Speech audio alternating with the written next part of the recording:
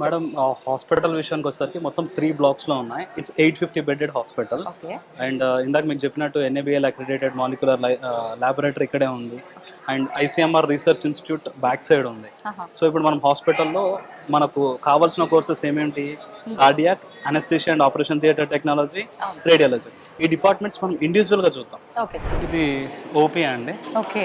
Like అక్కడ pharmacy తీసుకుంటారు medicines. Daily ఎంతమంది వస్తుంటారు సుమారుగా? లైక్ 600 ప్లస్ వస్తుంటారండి 600 ఓపీ. plus. అండ్ ఐపీ వచ్చేసరికి 150 ప్లస్ ఉంటారు. ఓ. అండ్ 4 ICUs ఉన్నాయి హాస్పిటల్లో.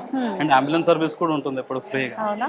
అంటే ఒకవేళ ఏదైనా ఎమర్జెన్సీ సిచ్యువేషన్ లో వచ్చినా కూడా ఎమర్జెన్సీ డిపార్ట్మెంట్ సపరేట్ గా ఉంది మేడం. లైక్ ఏ బ్లాక్ లో ఉంటుంది అది. ఓకే. మనం అక్కడ కూడా వెళ్ళొచ్చు. తప్పకుండా. యా మేడం, BSc రేడియాలజీ గురించి మనం ఇందాక మాట్లాడాం కదా. ఈ BSc రేడియాలజీ అనేది MPC స్టూడెంట్స్ చేయొచ్చు, BPC స్టూడెంట్స్ ఇద్దరు చేయొచ్చు. Both are eligible.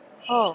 దీంట్లో వాళ్ళు CT స్కాన్ గురించి, MRI గురించి, అల్ట్రాసౌండ్ కానీ, న్యూక్లియర్ మెడిసిన్ వీటి గురించి చదువుతుంటారు. ఓకే. లైక్ అంటే లైక్ ఒక్కొక్క దానికి ఒక్కొక్క డిపార్ట్మెంట్ ఉంటుంది. ఎక్స్రేకి సపరేట్గా, MRIకి సపరేట్గా, CT స్కాన్కి సపరేట్గా, అవన్నీ మనం కవర్ చేస్తూ వెళ్దాం.